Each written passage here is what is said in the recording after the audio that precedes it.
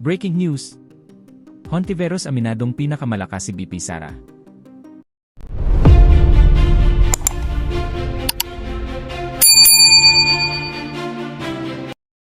Umani ng atensyon sa social media ang pahayag ni Senadora Risa Hontiveros matapos niyang aminin sa unang pagkakataon na sa kasalukuyan ay si BP Sara Duterte ang pinakamalakas na kandidato para sa 2028 presidential elections.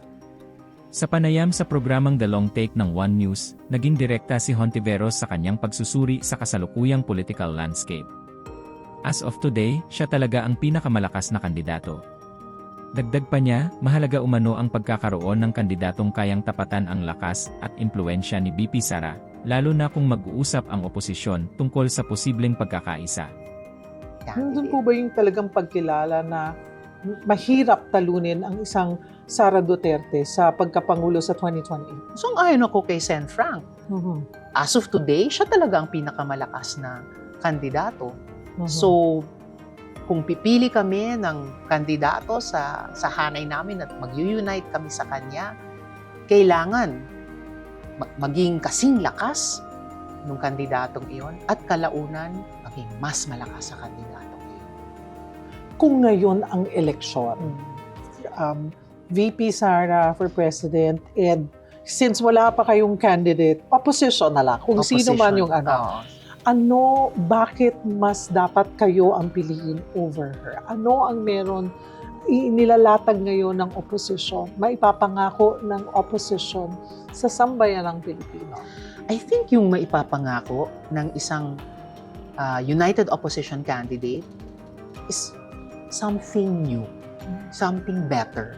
So, hindi pag-uulit sa isang nakaraan na nasubukan na natin, kundi something different and better. Kasi dapat naman siguro sa pagsulong sa kinabukasan, oo, maging bukas tayo, panatilihin ang mga mabubuti mula sa nakaraan. Pero, iwan din natin yung mga lumang bagay na nasubukan na natin na we want something better. At yun yung ika-craft ng opposition. Ano yung something new, something different, something much better than we have experienced in the past. Ang pahayag ni Hontiveros ay lumabas sa gitna ng patuloy na diskusyon tungkol sa 2028 elections, kung saan ilang political blocs ang nagsisimula ng magposisyon at maghanap ng posibleng standard bearer.